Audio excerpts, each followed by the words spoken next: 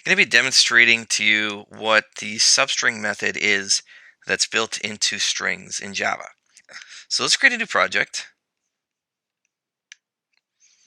Let's call this thing Substrings example.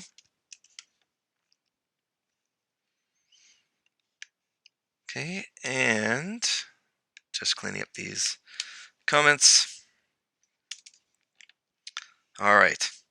So the first thing we're going to do, we're going to create a string. Let's call it string. I'm going to call this thing str equals Toronto, comma Ontario, comma Canada.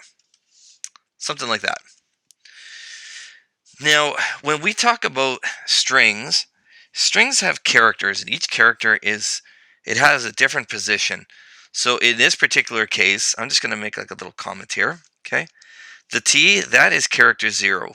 The O, that's character 1, 2, 3, 4, 5, 6, 7, like that. Okay. So our very first character, this capital T, that is in position 0, and it's important to know where all of these characters are located.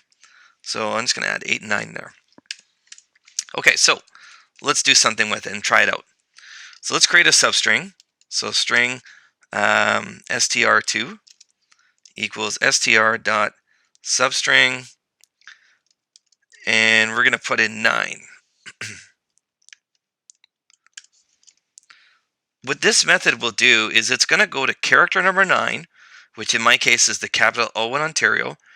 And because I didn't put an end value, it's just a 9. That means it starts at 9, and it's going to grab the rest. This should be the substring that it's going to pull out of str. So let's print it out and see if it actually works.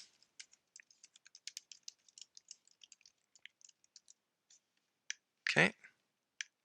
Should say Ontario, Canada. And it did.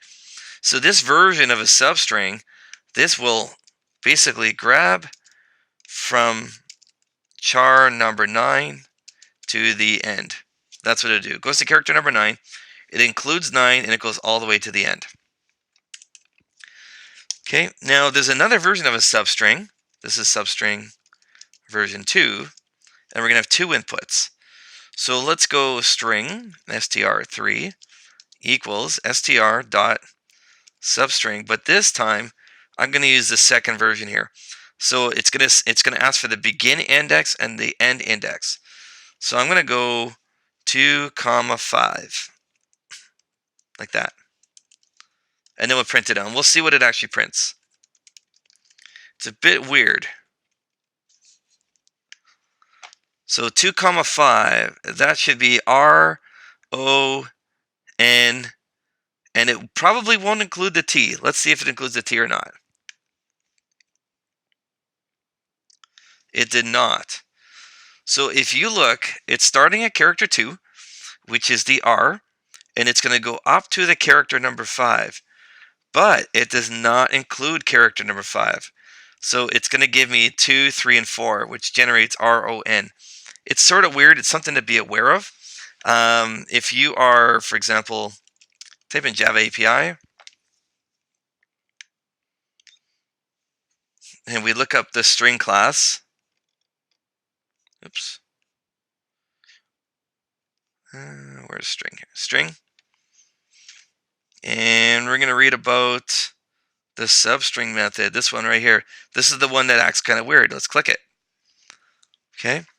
So if you read this version, or this the description of the substring method, it has a begin index and an end index. It returns a new string that is a substring to this string.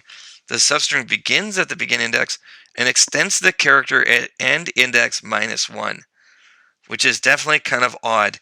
So it's something to be aware of when you're doing substrings, that it will always do one less than the end position. And it's just something about the Java language you need to be aware of. And yeah. So again, this is just a little demo of the 2 different versions of substring and how they work and how you can extract strings within other strings.